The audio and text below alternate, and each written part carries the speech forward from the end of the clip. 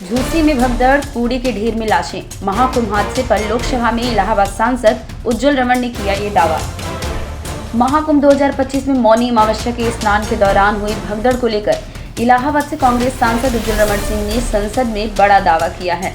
उन्होंने सरकार पर कुप्रबंधन और भीषण लापरवाही का आरोप लगाते हुए कहा कि भगदड़ में हजारों लोगों की जान गई, लेकिन सरकार आंकड़े छिपा रही है। उन्होंने कहा कि जिम्मेदारी लेने के बजाय कुछ लोग यह प्रचार कर रहे हैं कि इन मौतों से मोक्ष मिलता है। अगर ऐसा है तो सरकारी सुविधाओं का आनंद लेने वाले लोग खुद ऐसा मोक्ष क्यों नहीं प्राप्त करते। उन्होंने भगदड़ का मुद्दा उठाते हुए मांग की केंद्र और यूपी सरकार दोनों को इस आयोजन के प्रबंधन में अपनी विफलता के लिए जनता से माफी मांगनी चाहिए। सुनिए उन्होंने संसद भवन में क्या कहा। 3 जगह भगदड़ हुई। मैं कहना चाहता हूं, आज तक उत्तर प्रदेश की सरकार ये बतलाने को तैयार नहीं कितनी भगदड़ कितनी जगह पर हुई, कितने लोग मारे गए। आज तक उन लोगों का नाम हम लोगों को बताया नहीं जा रहा। सारे के सारे ब्रिज को बंद कर दिया गया।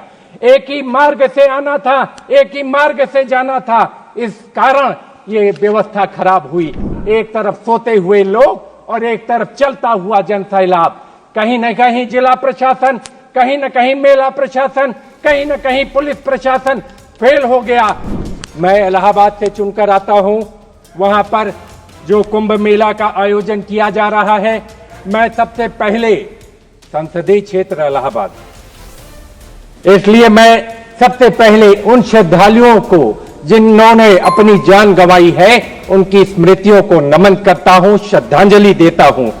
और मैं एक चीज कहना चाहता हूं, जो लोग कुंभ मेला, अर्ध कुंभ और कुंभ को नहीं जानते, कि कुंभ की असली आस्था जो गांव में है, भक्ति के रंग में रंगल गांव देखा, धर्म में कर्म में सनल गांव देखा, अगल में बगल में सगल गांव देखा, अमावस्या नहाए चलल गांव देखा। मौनी अमावस्या का नहान कैलाश गौतम जी ने अपनी कविता के माध्यम से चरितार्थ किया है। लोग मौनी अमावस्या में लाखों करोड़ों लोग आए और उत्तर प्रदेश की सरकार ने कहा था कि 10 करोड़ लोग नहान के लिए आएंगे। अगर कोई सामान्य आदमी भी अपने घर में व्यवस्था करता है, किसी को न्योता देता है, बुलाता है, तो उसके खाने पीने रहने खाने की व्यवस्था करता है। लेकिन उत्तर प्रदेश की सरकार ने उन श्रद्धालुओं को, जो आम श्रद्धालु आए थे, उनकी व्यवस्था नहीं की।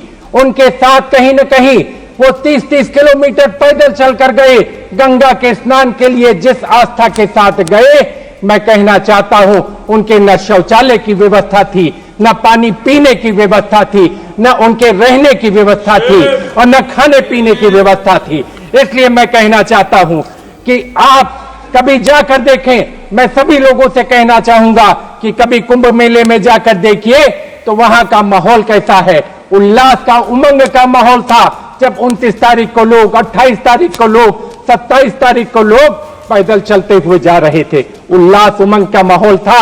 और जो हमारे तंबू और कनात लगाए गए, तंबू कनात नहीं थे।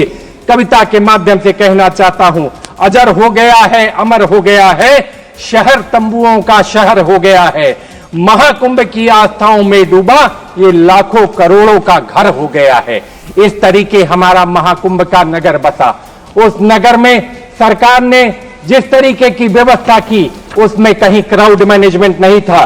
कहने को कहा गया 144 साल बाद संजोग बना जब अमृत पान करने के लिए लोगों को आपने बुलाया। आज तक बुलाया नहीं जाता था। पहली बार उत्तर प्रदेश की सरकार ने बुलाया और बुलाने के बाद व्यवस्था राम भरोसे छोड़ दी और 3 जगह भगदड़ हुई। मैं कहना चाहता हूं, आज तक उत्तर प्रदेश की सरकार ये बतलाने को तैयार नहीं कितनी भगदड़ कितनी जगह पर हुई, कितने लोग मारे गए।